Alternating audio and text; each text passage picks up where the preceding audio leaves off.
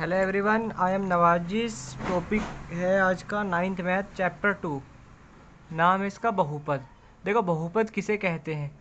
जब चर तथा अचर राशियों से मिलकर बने गणितीय व्यंजक को बहुपद कहते हैं। यानी चर मिले और दूसरा अचर, इन दोनों से जो मिलकर व्यंजक बनता है उसी को हम बहुपद कहते हैं। फॉर एग्जाम्पल हमने यहाँ पर लिया कि 2x + 3। देखो ये क्या है? एक बहुपद है, क्योंकि इसमें x की पावर कितनी है? 1। जहाँ पर जितनी अधिक पावर होगी उसको हम कहते हैं बहुपद की घात। तो बहुपद की घात 1 है, तो ये क्या हो जाएगा? रेखीय बहुपद।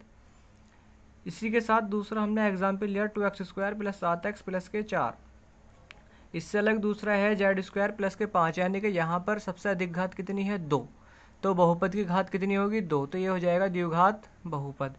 तीसरा हमने यहाँ पर लिया 9x³ + 4x² + 3x, कोमा दूसरा हमने यहाँ पर लिया x³ + 5।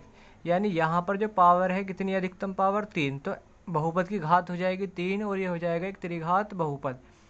इसमें एक नोट बात यह है कि बहुपद होने के लिए चर की घात ऋणात्मक या रूट में ना हो।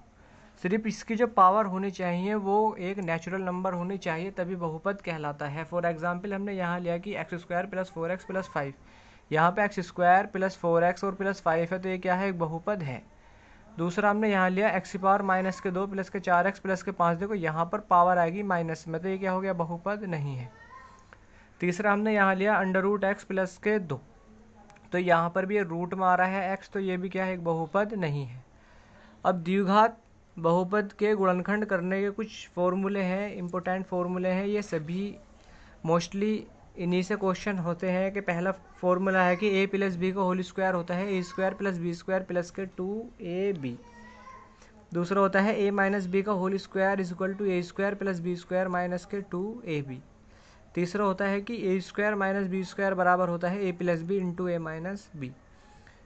चौथा फॉर्मूला है x + a × x + b बराबर होता है x² + के a + b × x + के ab। इम्पोर्टेंट फॉर्मूला है, इसी पर ज़्यादातर मोस्टली क्वेश्चंस होते हैं। इसके बाद है x + y + z का होल स्क्वायर बराबर x² + y² + z² + के 2xy + के 2yz और + के 2zx। एंड x + y की होल क्यूब = होती है कि x³ + y³ + 3 × xy इंटू में x + y। x की घात 3 + y की घात 3 बराबर होता है x + y × x² माइनस के x + y + के y²। देखो जो प्लस होता है प्लस वाले में यहाँ पर माइनस हो जाता है xy।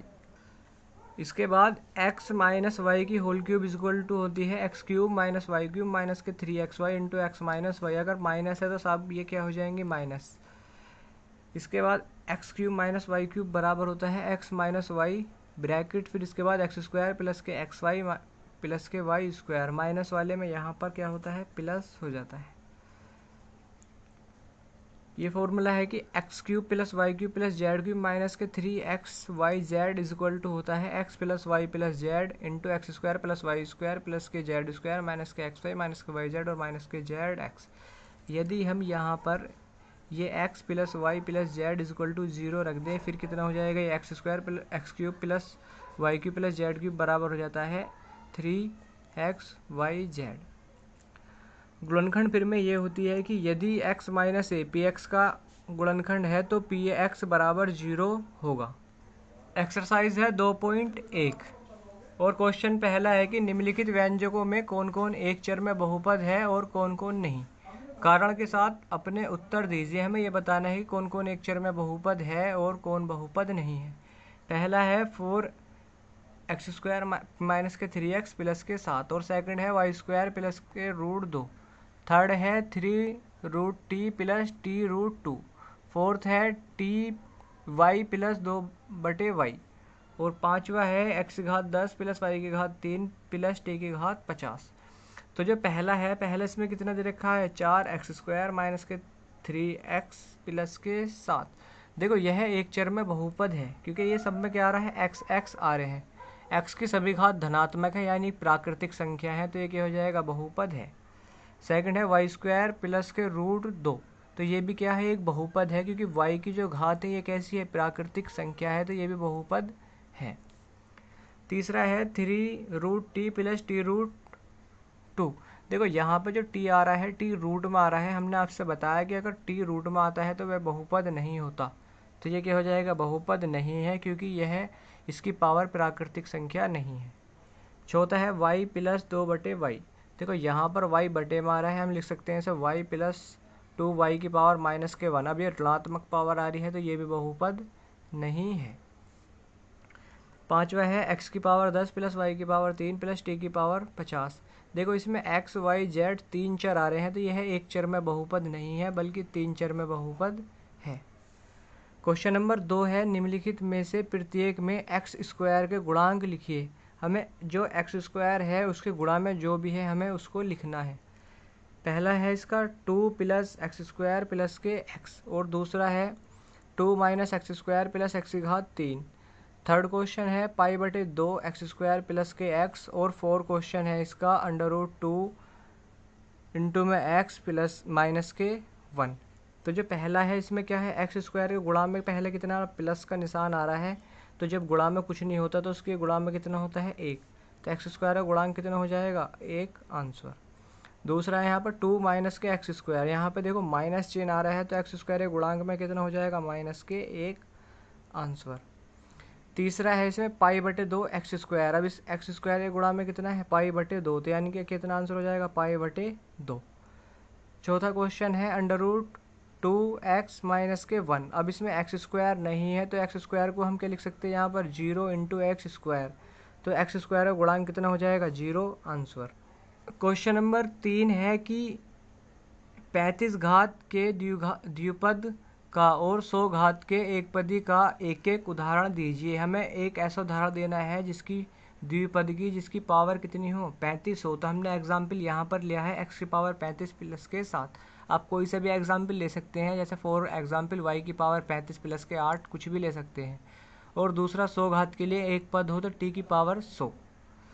क्वेश्चन नंबर 4 है, निम्नलिखित बहुपद में प्रत्येक बहुपद की घात लिखिए। हमें प्रत्येक बहुपद की घात लिखनी है। देखो बहुपद की घात लिखने के लिए जितनी पावर सबसे जिसकी अधिक होंगी वही उसकी बहुपद की घात होगी।